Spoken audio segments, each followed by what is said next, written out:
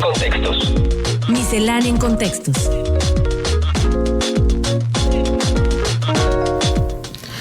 Está con nosotros el contador público Octavio García Aymerich, miembro de la Comisión del Colegio de Contadores Públicos de La Laguna y de la Comisión Fiscal de Coparmex. Bienvenido, Octavio, gracias por estar. Muy buenos días, Marcela. Buenos días a todos en el estudio, a nuestros radioescuchas. El día de hoy tenemos varios temas en materia fiscal. El primero de ellos, Marcela, se refiere al tema de suspensión de actividades que se regulan las disposiciones fiscales para las personas físicas, no así en forma precisa para las personas morales. En este sentido, la Suprema Corte ya se pronunció y establece que tanto las personas físicas como las personas morales podrán entrar en un periodo de suspensión de actividades, y que en este periodo de suspensión de actividades, entendiéndose como suspensión de actividades que no estén realizando ya ninguna actividad, deberán o podrán dejar de presentar las declaraciones periódicas de pago, pero no otras. Esto genera confusión nuevamente, porque si bien se da la certeza de que las personas morales sí pueden presentar un aviso de suspensión de actividades por 2 años y prolongarlo uno más, estaríamos ante un total de 3 años,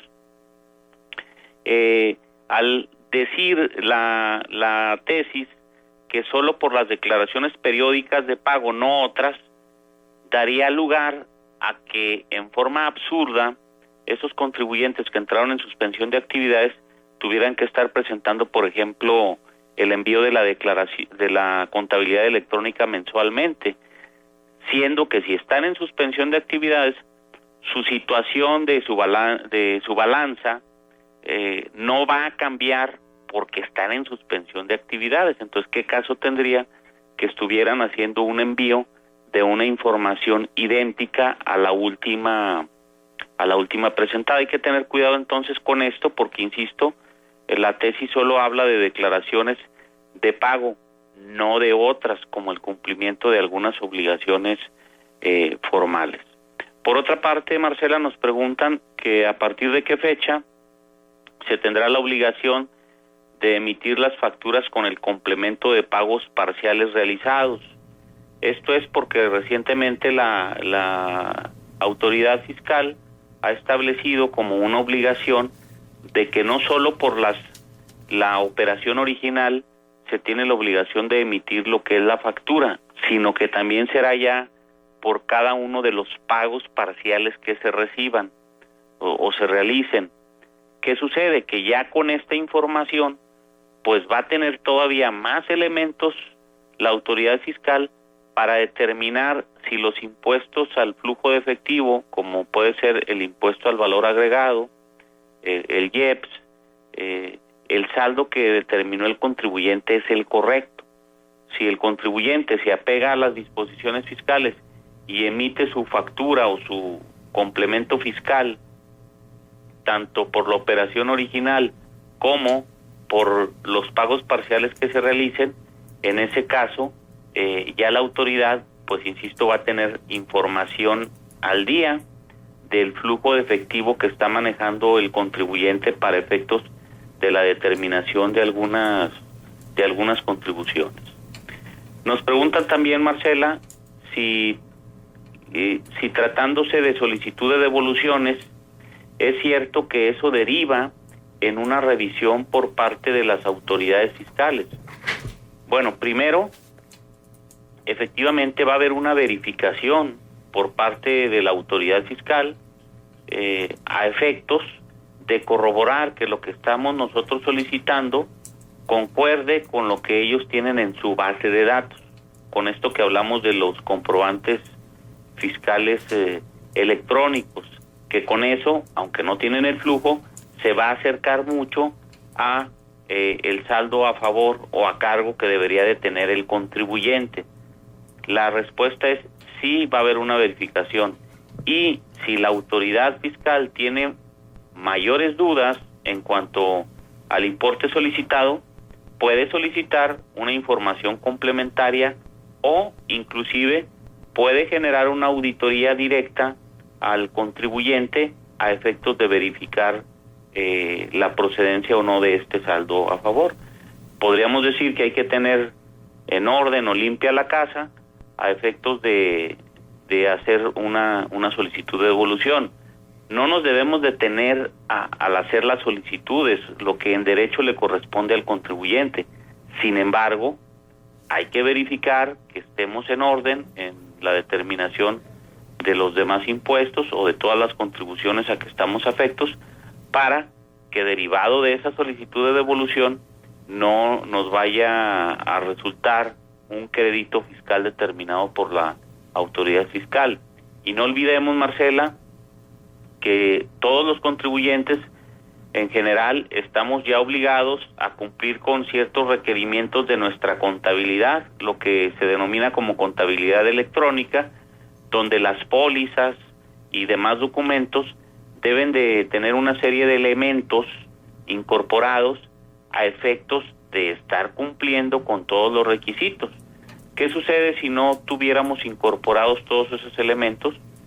Se puede llegar al extremo por parte de la autoridad fiscal a desconocernos la totalidad de las deducciones, al no haber incorporado, insisto, todos esos elementos dentro de la contabilidad. Uh-huh. Por otra parte, Marcela, ¿sí?, nos preguntan cuál es la consecuencia que puede tener que la autoridad detecte a un contribuyente operaciones inexistentes, las famosas compra de facturas o facturas, algunos le llaman falsas. Al final no son falsas en cuanto a que están autorizadas por el mismo SAT para emitirlas a ese contribuyente, etcétera, pero se le denomina falsas porque realmente es una operación inexistente. Esas facturas que luego abundan en el mercado, donde se les vende al contribuyente a un 3, 4% del valor de la factura, que es ilógico que alguien venda una factura, cobre un 4% nada más, cuando el IVA es del 16%, y estamos esperando que esa factura vaya a ser buena, como luego se dice, pues es absurdo, porque simplemente esa factura lleva un 16% de IVA, nada más le cobran a la persona que la compra un 4%, ¿cómo le va a hacer ese tercero que está vendiendo la factura para cubrir ese IVA del 12% de diferencia, por lo menos tratándose del IVA? O sea, es absurdo. Quiere decir que va a haber una omisión de impuestos por ese grupo de empresas que le están vendiendo esa factura, y que finalmente en algún lugar va a quedar esa omisión de impuestos, y con el riesgo alto de que la autoridad lo detecte y se haga la cadena y finalmente llega al contribuyente donde le desconocen sus facturas por tratarse de una operación simulada, una operación que no está respaldada, y en ese caso pues le va a costar al contribuyente el impuesto que acreditó indebidamente, las multas, accesorios, y tener consecuencias también en materia penal. Y en relación, Marcela, también con este tema, hay que tener muy en claro que ya la Corte se pronunció en que el incremento de patrimonio de una persona física, en principio, es un ingreso gravado. Esto es sujeto al pago del impuesto sobre la renta. Quienes venden cierto tipo de estrategias, las ponemos entre comillas, le venden la idea a la persona física que al no estar ciertos conceptos señalados, tipificados en la ley como un ingreso gravado, automáticamente son un ingreso exento. Esto tiene relación con el tema que estamos comentando del mercado de las facturas falsas, en el sentido de que le venden la factura al contribuyente, obviamente la paga, pero el regreso del dinero, ¿cómo se lo van a hacer?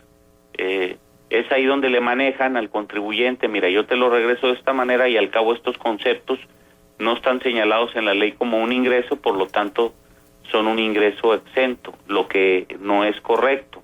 Insisto, ya la Corte se pronunció en el sentido de que todo aumento en el patrimonio de una persona es un ingreso gravado salvo que la misma ley del impuesto sobre la renta, en este caso en su artículo 93 y algunos correlacionados, señalen expresamente que ese ingreso que obtuvo la persona es un ingreso exento, ya sea en forma parcial o total. Si no está especificado en la ley como un ingreso exento, entonces automáticamente estamos ante un ingreso gravado para la persona física. Por lo tanto, Marcela, hay que tener mucho cuidado, insistir sobre este tipo de operaciones, que luego las personas, obviamente ante el atractivo del ahorro en el pago del impuesto al valor agregado, del impuesto sobre la renta, están tentados luego a meterse a ese tipo, insisto, entre comillas, de estrategias para disminuir la carga impositiva, y parten de la base que lo hizo ya el vecino de enfrente, el de atrás, el compadre, el amigo, y no les ha pasado nada. Eso no significa que no estemos en un alto riesgo de que pueda suceder algo, y finalmente la consecuencia más grave no es la económica, que puede terminar inclusive con un patrimonio, con los negocios, sino la pena de carácter corporal, que luego para resolverse pueden tardar meses o años, aunque al final el contribuyente pudiera ganar el pleito, pues va a tener el problema de o la posibilidad de pasar en la cárcel un periodo que pues puede parecer finalmente eterno. Bien, Octavio, pues muchas gracias, mucha información, hay que digerirla, y recomendamos que si hay alguna duda, pues que se pongan en contacto con nosotros, y con muchísimo gusto direccionamos pues estas dudas a tu correo. Muchísimas gracias, Octavio. ¿Nos dejas punto de contacto? Sí, estamos a sus órdenes con mucho gusto en el teléfono 712-6071 o en el correo electrónico loga63@prodigy.net.mx. Que tengan muy bonita semana. Tú también, gracias.